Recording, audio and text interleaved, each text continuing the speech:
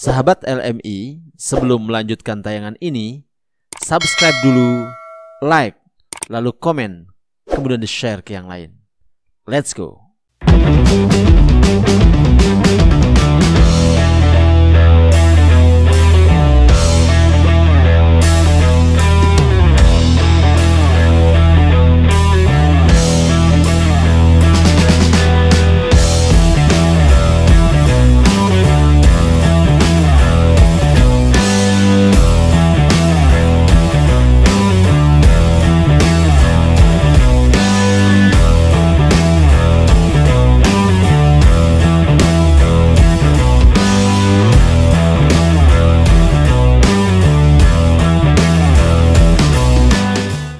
Assalamualaikum warahmatullahi wabarakatuh. Waalaikumsalam warahmatullahi wabarakatuh. Sahabat-sahabat LMI Channel di mana saja berada. Pertama, puji syukur kepada Allah Subhanahu wa taala. Salawat serta salam kepada Rasulullah Muhammad sallallahu alaihi wasallam. Kita bertemu kembali di edisi spesial dialog LMI Channel pada kesempatan hari ini, dan tema yang akan kita angkat pada kesempatan yang baik ini adalah tentang bela negara. Akhir-akhir ini kita bisa melihat fenomena banyak sekali kelompok-kelompok di negara kita ini yang kadang memiliki narasi truth claim atau mengklaim kebenaran hanya di pihaknya dan pihak lain tidak ada kebenaran. Atau banyak juga kita menyaksikan kelompok-kelompok yang mencoba mempertentangkan antara agama dan negara. Nah, di satu sisi keragaman yang ada tentu merupakan sunnatullah atau rahmat apabila kita mampu mengelolanya dengan baik. Tapi di sisi lain apabila kita tidak mampu mengelolanya, itu menjadi sumber malapetaka. Oleh karena itu, pada kesempatan ini telah hadir di studio LMI Channel seorang tokoh Forum Bela Negara yang beliau adalah sekretarisnya di Nusa Tenggara Barat. Lalu bagaimana eksistensi Forum Bela Negara ini dan apa langkah-langkah ke depan yang mendukung bagi kemajuan bangsa dan negara? Maka kita sapa dulu narasumber kita, Tuan Guru Haji Muharrar Iqbal. Masya Allah. Assalamualaikum warahmatullahi wabarakatuh. Waalaikumsalam warahmatullahi wabarakatuh. Tuan Guru Bajang juga ini. Apa kabar? Alhamdulillah khair insyaallah. Bismillah. Baik, seperti yang saya sampaikan tadi ya, Taib. bahwa sekarang kita sedang dihadapkan pada berbagai macam persoalan ya di negara kita ini. Tentu yang pertama kali ingin kita tanyakan sebagai sekretaris Forum Bela Negara Nusa Tenggara Barat, apa sih FBN itu? Baik, terima kasih. Assalamualaikum warahmatullahi wabarakatuh. Alhamdulillah kita bisa berjumpa dalam satu kegiatan yang sangat bagus sekali dalam program LMI Channel ya. Mudah-mudahan ini menjadi wasilah kita untuk terus menebar kebaikan. Dan jangan lupa untuk di like dan di subscribe ya. Nah, ini saya kira bagus ya sebagai sebuah media yang yang bisa menjadi bagian daripada berkumpulnya para tokoh, para pemikir, para aktivis, sehingga nanti ke depan setiap pikiran dan setiap gagasan itu bisa terbingkai dengan baik di dalam LMI Channel ini. Baik, terkait dengan apa itu Forum Bela Negara. Jadi Forum Bela Negara alhamdulillah adalah sebuah forum yang dibentuk oleh Kementerian Pertahanan Republik Indonesia, diinisiasi dahulu oleh almarhum Jenderal TNI Joko Santoso, kemudian diteruskan oleh Bapak Jenderal Riyamizat Riyakudu, mantan Danjen Kopassus dan sekaligus mantan Menteri Pertahanan. Tentu maksud dan tujuan dibentuknya Forum Bela Negara ini adalah untuk menampung menampung dan menjadi media silaturahmi daripada seluruh warga negara yang telah melaksanakan kader bela negara. Dan memang pemerintah telah mencanangkan untuk membentuk atau melatih sekitar 100 juta warga negara yang dikader agar bagaimana mencintai negara sesuai dengan pedoman yang telah ditetapkan oleh negara. Nah, kenapa demikian? Karena memang kita harus akui bahwa Indonesia ini adalah negara kepulauan dengan berbagai macam etnis, suku, bangsa, bahkan juga agama. Dan paling unik saya kira di dunia. Berbeda halnya ketika kita berbicara dalam satu negara dengan satu agama. Tapi Indonesia, bayangkan 6 agama. Dan itu bisa hadir menjadi satu kesatuan yang utuh di bawah naungan Pancasila. Tetapi walaupun kita bersepakat bahwa Pancasila adalah konsensus dasar kita, tetapi tidak menutup kemungkinan ada riak-riak gelombang. Ada beberapa orang, bahkan juga beberapa kelompok yang menghadirkan pemikiran-pemikiran baru sehingga berpotensi atau dianggap mengancam keutuhan negara kesatuan Republik Indonesia. Oke. Nah, tadi disampaikan bahwa potensi negara kita luar biasa ya. Luar biasa. Beragam agama, suku, betul, bahasa dan sebagainya. Lalu kajian FBN yang Tuan Guru ini ya selama ini geluti itu, sebenarnya kondisi negara kita sekarang ini seperti apa sih? Sedang baik-baik saja atau sedang kurang baik atau bagaimana? Artinya dalam konteks tadi keragaman dan sebagainya. Ya. Kalau kita berbicara tentang kondisi negara, maka parameternya sangat luas. Tidak hanya pada aspek politik, tetapi juga sosial dan budaya. Termasuk di dalamnya adalah tentang ketahanan, baik ketahanan pangan, papan maupun sandang. Nah, Indonesia dalam kajian kita di dalam Forum Bela Negara, memang Forum Bela Negara tidak mengkaji secara taktis dan tidak berfungsi sebagaimana halnya Lembaga Ketahanan Nasional. Walaupun saya adalah alumni Lemhanas, tetapi ruang gerak Forum Bela Negara tidak pada spesifik itu. Tapi lebih banyak peran dan fungsi bela negara itu adalah bagaimana menghadirkan rasa cinta kita sebagai warga negara untuk mencintai negara ini sebagai sebuah kesepakatan yang telah kita sepakati oleh para founding fathers kita.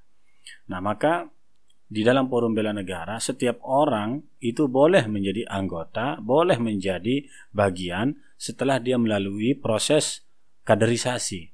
Dan kaderisasi itu dilakukan oleh Kementerian Dalam Negeri melalui Kesbang Poldagri, di mana dalam setiap kabupaten itu biasanya kita kirim sekitar 20 sampai 40 orang.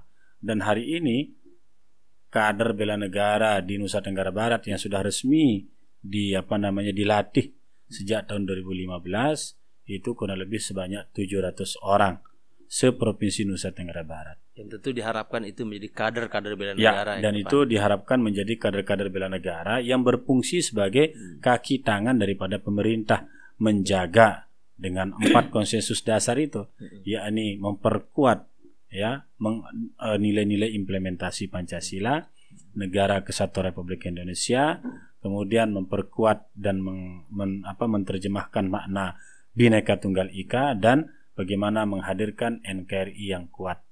Ya, tadi kaitannya dengan pengiriman kader ya. Tadi sungguhnya apa sih tantangan yang terbesar dalam rangka menginternalisasi nilai-nilai Pancasila hari ini? Ya, saya kira tantangan yang terbesar karena banyaknya berkembang pemikiran transnasional. Nah, pemikiran transnasional ini memang tidak bisa kita harus anggap itu sebagai bagian daripada cara berpikir manusia dan komunitas seiring dengan perkembangan zaman dan teknologi. Kenapa? Sebab nun jauh di sana, apapun bentuk informasinya bisa diakses di tempat kita ini karena kemudahan daripada teknologi itu. Termasuklah ketika kita berbicara tentang ideologi dan pemikiran. Nah, maka berangkat dari itulah kemudian Forum Bela Negara ini hadir untuk mempersatukan. Kita boleh mengetahui bahwa ada pemahaman tentang khilafah misalnya. Sebagai sebuah pengetahuan silahkan. Tetapi untuk mewujudkannya sebagai satu ideologi utuh dalam negara Pancasila, itu tentu negara harus bersikap. Begitu pula halnya ketika orang membawa satu ideologi tentang komunisme misalnya sebagai sebuah pengetahuan silahkan. Tetapi untuk diterapkan nilai-nilai komunisme itu di Indonesia itu tentu harus segera menjauh. Dan disinilah fungsi kader bela negara itu, membentengi negara dari pengaruh paham-paham yang tadi telah kita sepakati bahwa itu dilarang di negara kita ini. Kaitannya dengan tadi tantangan menginternalisasi nilai Pancasila sebenarnya yang sulit gitu ya. Apakah karena memang sejak dari awal, sejak masa kanak-kanak atau masa remaja, memang mereka belum sampai pengetahuannya tentang Pancasila secara utuh, atau karena dipengaruhi oleh tadi secara cepat faham-faham transnasional tadi. Oke. Jadi memang internalisasi nilai-nilai Pancasila itu mutlak dibutuhkan. Dan keberadaan bela negara ini bagian daripada upaya internalisasi itu. Karena bela negara ini kan semi militer ya. Jadi ke depan bahwa bela negara ini wajib dilakukan. Pelatihan bela negara, kaderisasi bela negara wajib dimiliki oleh setiap masyarakat apapun statusnya. Entah dia seorang tuan guru, entah dia seorang ustadz, entah dia seorang artis sekalipun, dia wajib bela negara. Sebagaimana halnya negara-negara yang lain, ya kan?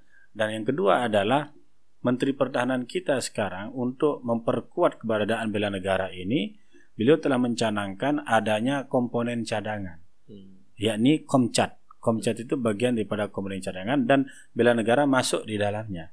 Nah, kenapa harus demikian? Karena memang dalam pandangan beliau bahwa negara ini harus memiliki sistem pertahanan semesta, rakyat semesta.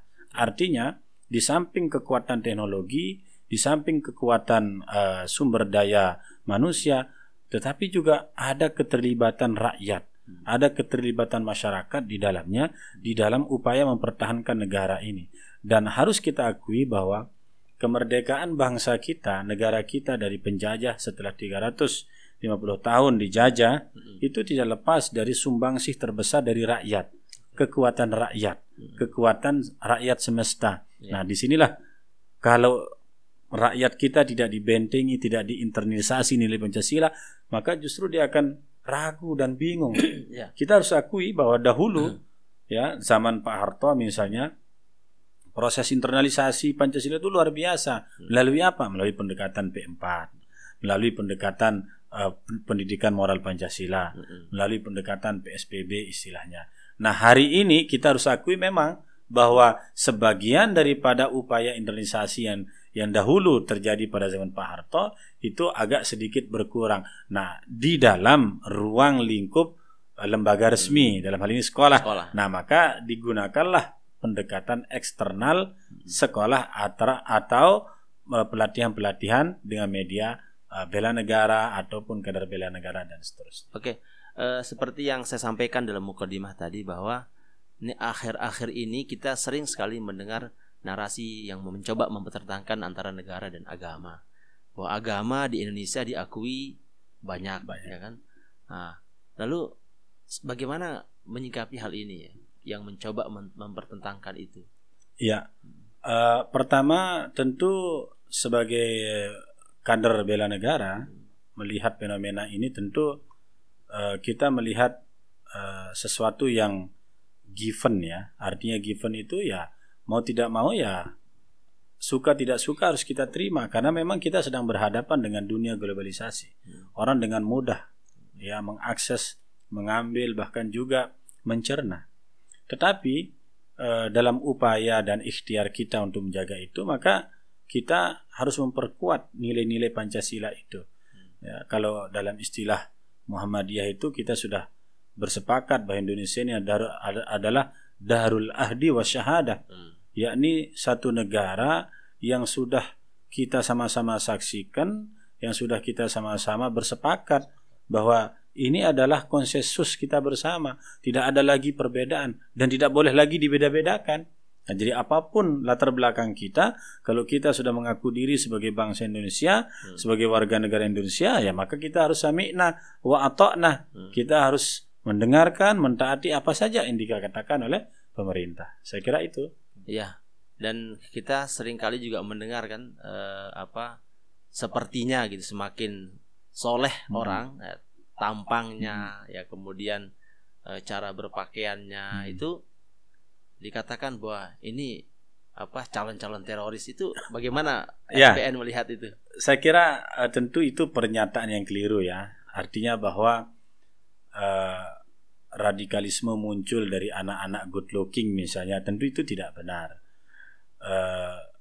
Artinya adalah bahwa kita ingin, FBN ini ingin hadir memberikan satu pembelajaran dan pemahaman bahwa untuk mencintai negara tidak mesti harus dengan kita memberikan rasa takut, ya kan?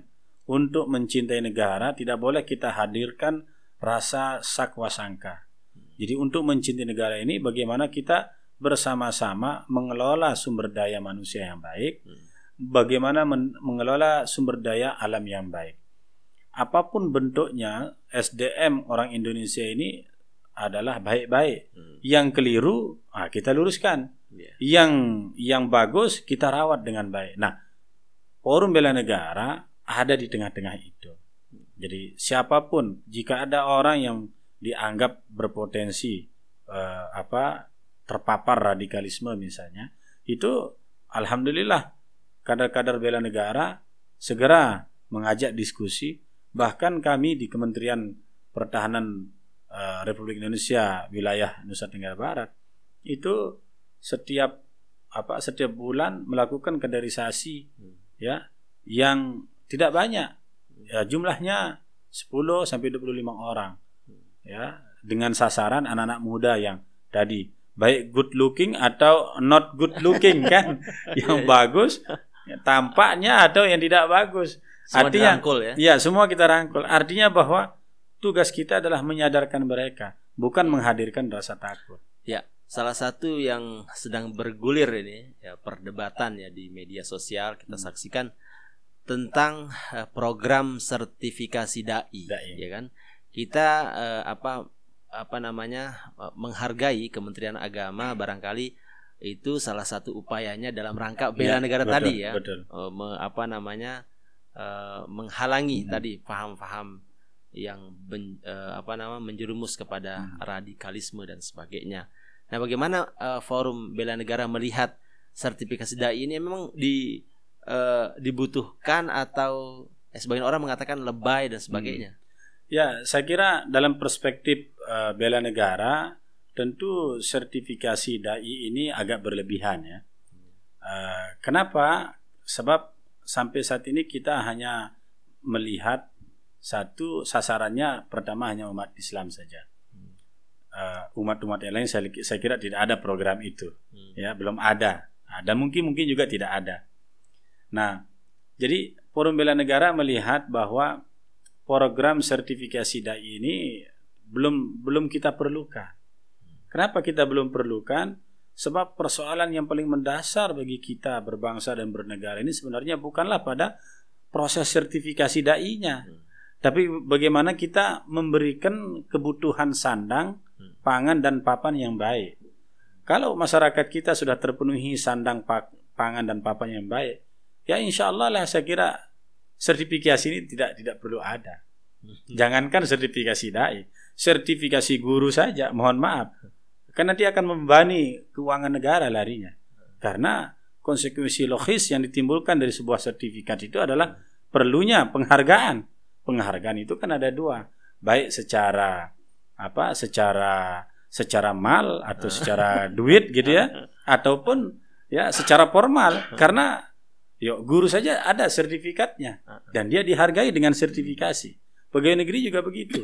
Lah kami ini masyarakat sudah dibatasi, terus sertifikatnya ada, tapi bentuk penghargaannya dalam bentuk yang itu tidak ada, kan muncul gejolak. Nah, maka oleh sebab itu Forum Bela Negara menganggap belum perlu ada yang namanya sertifikasi dai ini. Ya, itu. Oke, kita sudah bicara secara makro ya. Artinya dalam konteks bernegara, berbangsa bernegara kita di Indonesia. Lalu kita tarik sedikit ke ruang yang agak sempit ya, di konteks NTB ini. Bagaimana Tuan Guru melihat kondisi NTB saat ini dalam kaitannya tadi tentang keragaman, kemudian banyaknya peluang dan tantangan dan sebagainya.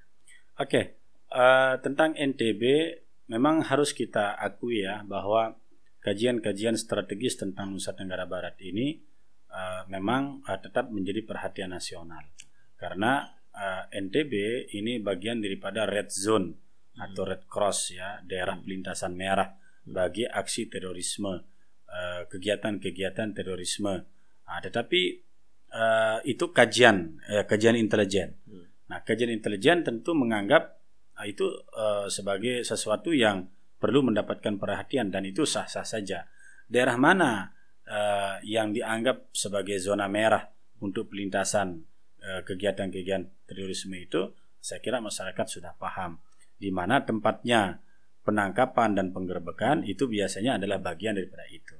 Nah, maka bagaimana Nusa Tenggara Barat secara umum, maka Forum Bela Negara memandang dan melihat bahwa hampir ya Nusa Tenggara Barat sebagai sebuah daerah yang dengan mayoritas penduduk Islam itu saya kira belum ada gangguan yang sangat signifikan. Walaupun negara telah memberikan perhatian yang lebih spesifik, tetapi alhamdulillah kerjasama kepolisian daerah dengan komandan militer atau Danrem ya itu setiap waktu ya bahu membahu, termasuk dalam persoalan-persoalan yang paling spesifik tentang masalah kita hari ini seperti COVID-19 dan seterusnya, itu NTB hadir ya, memberikan perhatian yang luar biasa. Dan kita sekali lagi menganggap bahwa tidak ada gangguan yang paling signifikan di Nusa Tenggara Barat dalam hal-hal ketersediaan pangan atau ketersediaan yang lain-lain, kecuali mungkin ya pemerintah pusat masih memberikan perhatian pada aksi-aksi yang tadi saya sebutkan. Tapi secara umum ya Nusa Tenggara Barat ini adalah welcome ya, artinya silakan. Kalaupun sekarang misalnya dalam aspek pariwisata kita belum bisa mampu seperti sebelumnya, tetapi yang jelas bahwa NTB sangat welcome. Beberapa hari yang lalu saya bersama Pak Danrem itu melaksanakan ya diving bersama. Forum Bela Negara itu melaksanakan diving bersama, latihan menyelam. Di mana itu? Di kawasan-kawasan destinasi wisata. Tentu tujuannya adalah Pak Danrem atau aparatur negara kita ingin memberikan keyakinan kepada dunia regional maupun internasional bahwa Lombok, Nusa Tenggara Barat insya Allah aman dan siap menghadapi new normal atau nurut tatanan baru. Jadi kami ingin menyampaikan kepada dunia internasional tidak ada kekhawatiran dan tidak ada yang perlu dikhawatirkan, baik dari semua sisi, termasuk lebih-lebih pada aspek keamanan untuk menghadirkan kenyamanan. Karena dalam prinsipnya, kata Pak Danrem kepada saya, biasanya kalau kita TNI sudah hadir dalam satu daerah, itu berarti kita telah memberikan sinyal bahwa daerah itu adalah aman dan nyaman. Jadi tidak ada keraguan. Silakan dunia internasional datang ya ke Nusa Tenggara Barat dan promosi wisata. Ini promosi wisata insyaallah. Ya. Baik, kan dulu Tuan Guru Muharrar Iqbal ini pernah menjadi ketua pemuda Muhammadiyah ya. Nah, bagaimana sekarang Tuan Guru ini melihat pemerintah daerah memerankan para pemuda dalam rangka tadi pariwisata, kemudian sektor ekonomi yang lain? Ya, saya kira pemerintah dalam hal ini pemerintah daerah Nusa Tenggara Barat di dalam memberikan perhatian kepada anak-anak muda saya kira sangat bagus ya. Artinya ini terobosan yang sangat luar biasa. Setelah Tuan Guru Bajang ya, Dr. Zainul Majdi dulu menginisiasi pentingnya anak-anak muda mengambil peran dan bagian dalam setiap aspek pembangunan. Dalam proses pembangunan itu adalah sebuah ikhtiar yang sangat luar biasa. 10 tahun kepemimpinan beliau itu harus kita apresiasi. Nah, sekarang kemudian dilanjutkan dengan kepemimpinan Dr. Zulkifli Mansah misalnya juga telah memberikan perhatian yang sama terhadap bagaimana peningkatan kualitas sumber daya manusia melalui pemberdayaan para pemuda, dan kita lihat ada program menyekolahkan mereka, memberikan ruang bagi mereka untuk bersekolah ke luar negeri, anak-anak hafiz diberdayakan ya. Dan ini saya kira jangan dikhawatirkan anak-anak hafiz ini untuk kemudian menjadi anak good looking yang berpotensi menghadirkan radikalisme, tidak ya. Tapi ini menjadi kesyukuran yang tak terhingga bahwa pemerintah daerah di dalam rangka memajukan daerahnya memperhatikan semua potensi yang ada di daerah tersebut. Jadi terutama potensi anak-anak muda, dan ini harus kita dorong dan kita harus perkuat ya. Jadi siapa tahu 10 tahun yang akan datang kita punya ya sekian ribu doktor, sekian ribu profesor, dan alhamdulillah di UIN saja kita bangga. Universitas Islam Negeri misalnya telah menghadirkan 11 profesor, belum di UNRAM, belum di program perguruan tinggi lain. Nah, ini artinya bahwa ke depan kita tidak pernah miskin, tidak pernah kekurangan sumber daya manusia. Tinggal bagaimana dirawat dan diberdayakan, dikelola dengan baik. Oke. Dari tadi saya dengar jawabannya selalu memuji ya. Artinya baik-baik semua.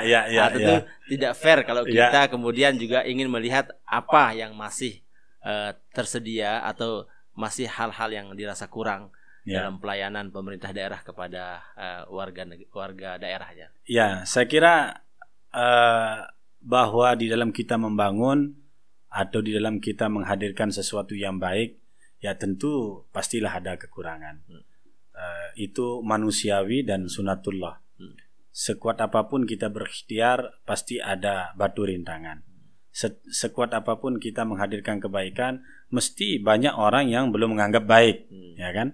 Nah, dalam sifatnya kita membicarakan Nusa Tenggara Barat, maka tentu kita harus akui baik pada gubernur-gubernur terdahulu sampai hadirnya Gubernur Zulkifli Mansah, banyak sekali kelebihannya dan tentu juga banyak sekali kekurangannya.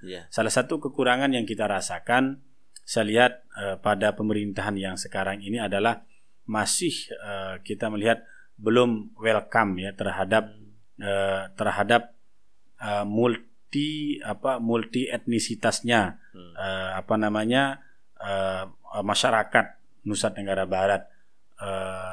Artinya adalah bahwa beliau masih belum melihat dan memberikan perhatian penuh bahwa NTB ini juga dihuni oleh banyak etnis Tionghoa misalnya, banyak dihuni oleh mereka yang beragama Hindu, oleh mereka yang beragama Kristen. Perhatiannya ke arah situ belum 100%. Mereka itu kan terhubung di dalam forum kerukunan umat beragama, dan kebetulan kita ada di dalamnya. Dan itu masih berbeda halnya dengan kepemimpinan Tuan Guru Bajang.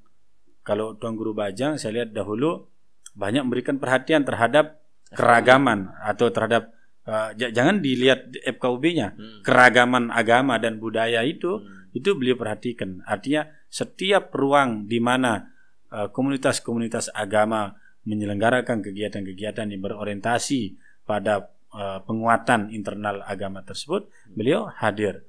Bahkan di Pura Mayura waktu itu beliau justru mengapresiasi sekali ya pertemuan umat-umat beragama. Bahkan beliau menginisiasi ya deklarasi umat beragama, deklarasi umat bersatu yang ada yang kita selenggarakan dahulu di Mataram Mall.